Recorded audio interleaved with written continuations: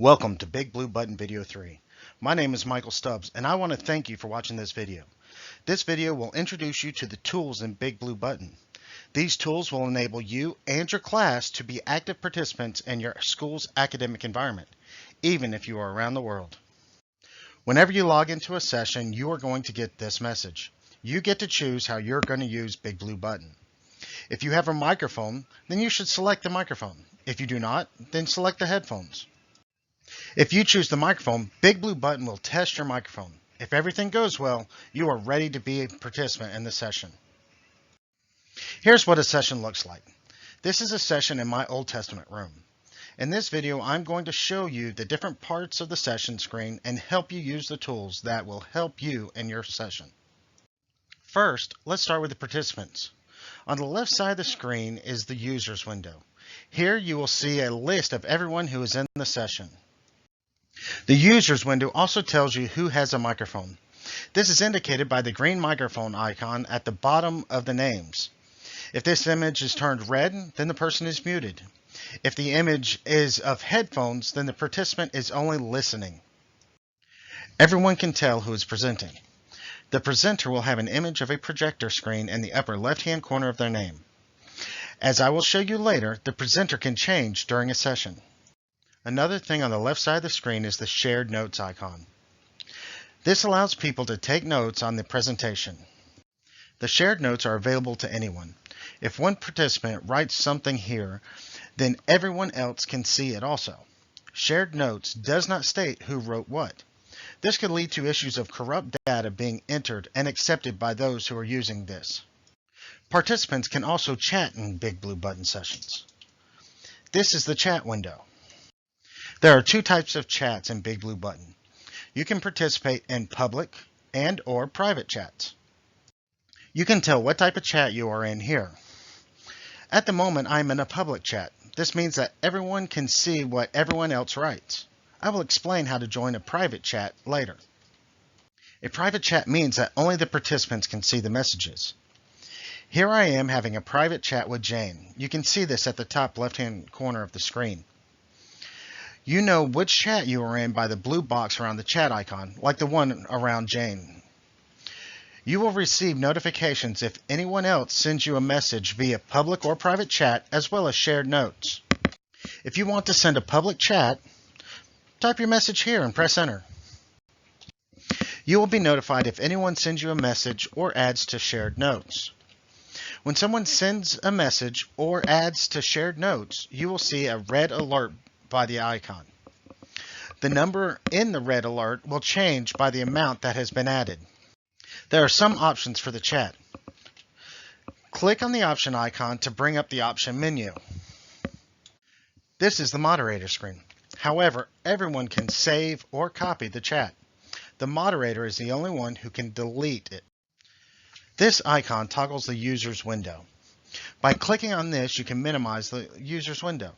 This will allow you to focus on the whiteboard or the slide. The main section of your screen is the whiteboard. Now I have uploaded a presentation so you are not just looking at a blank white screen. Just because it is not white does not mean you cannot work in this area. I will show you how the moderator can work with the whiteboard in a little bit. You have two things in the top center of the page. This is the name of the room you are in. This is the recording button. The moderator can record the session. When recording, the button will act as a pause button for the recording. This is the menu tab. As you can see, a drop-down menu appears when you click on the menu tab. The moderator is the only one who can end the session. Other than that, the menu is the same for all participants. Along the right side of the screen is some options for the moderator alone. These options allow the moderator to do different things within the whiteboard. When you click on the tool icon, which is the hand at first, the tools for the whiteboard comes out. As you can see, there are several options moderators have with this. This allows you to create a text box on the whiteboard, so you'll be able to type notes so the others can see it. The moderator can use this tool to underline something. These three options allow the moderator to make these shapes. These can be useful if you are in a math class or if you want to emphasize something in your presentation. The pencil icon allows the moderator to write on the whiteboard, the same way that a professor would write on the board with an expo marker. The hand allows the moderator to move things around on the whiteboard. Right under the tool icon is the undo icon. This lets the moderator undo annotations on your whiteboard. The trash can is the next icon. By clicking on this, all the annotations are cleared from the whiteboard. The annotations stay on the page until you delete them. If you change slides, the annotations will not be on the new slide. However, if you return to the slide, the annotations will be there. The final icon in this toolbar is an interesting tool. This tool allows multiple people to contribute to the presentation. This will be helpful for class presentations. By selecting this icon, multiple people can write on the whiteboard. This brings us to the bottom of the screen. There are a few things here that are important.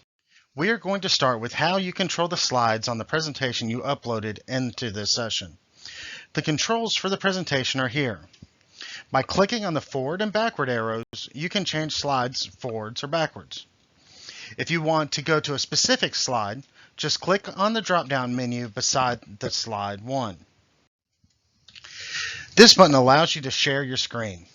You can select what you want to share, either your entire screen or just a program or document that you have open on your screen. The rest of the icons on this toolbar is for everyone. Sometimes you want to be seen.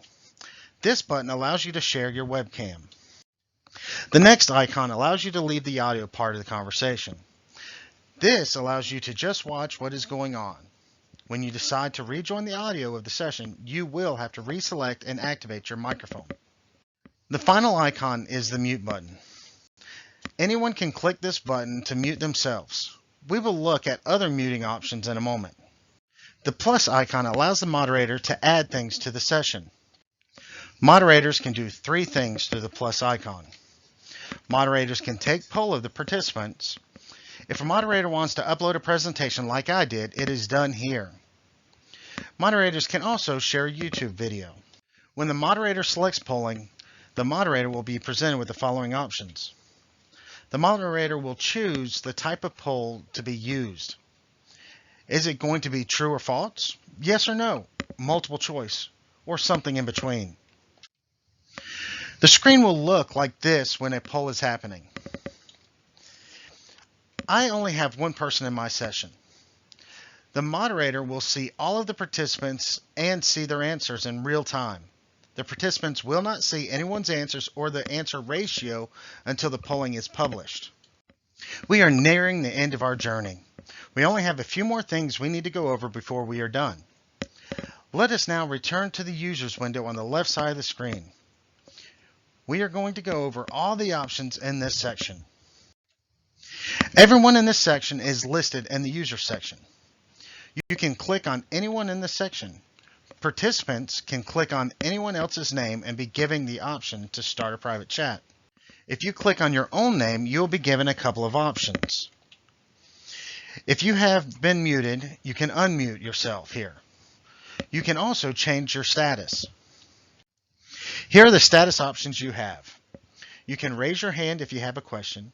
You can also let others know you're away from the computer for a moment. The rest of the options will help others understand how you are grasping the material and how you feel. The moderator has the ability to erase any and all statuses. If you raise your hand, the moderator could lower it or invite you to a private chat to talk about what you're struggling with. The moderator has a few more options.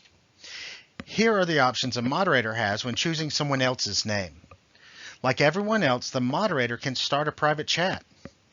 The moderator can also make someone else the moderator or the presenter. If a moderator has someone who is constantly disrupting the session, then that moderator can kick that person out of the session.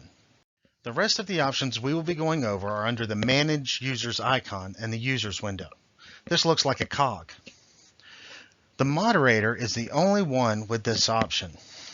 The moderator can clear everyone's status icons. The moderator can also mute everyone, including oneself or excluding oneself. The moderator can take roll through the Save User's name. This downloads a copy of who was present at the session. The next two options are very useful. The Lock Users option can help students out a lot.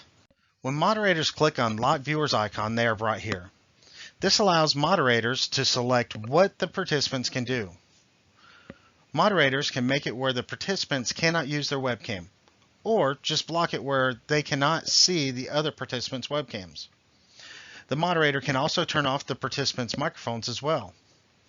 This will help when people are interrupting the session. If the moderator wants to limit chatting, then the moderator can simply turn off everyone's microphones. We finally made it to our last option. This is very helpful. Sometimes teachers want to break a class into small groups. This can be done here with the Create Breakout Rooms. When moderators choose to start breakout rooms, they come to this screen. A moderator can divide a class into groups manually or let BigBlueButton do it randomly. If a moderator wants to allow the participants to choose their own room, this can be done by selecting the appropriate box. A moderator can select how many rooms there will be and how long the session will last. If a moderator chooses to let the participants select their own room, the participant screen will look like this. The participants will need to click on the breakout rooms icon you see here. When participants are able to select their own breakout room, they are brought here. The participants can see the room options and how many are in the room, but they cannot see who is in the room. How many are in each room is shown by the zeros here. This screen also tells the participants how much time they have left in the breakout section.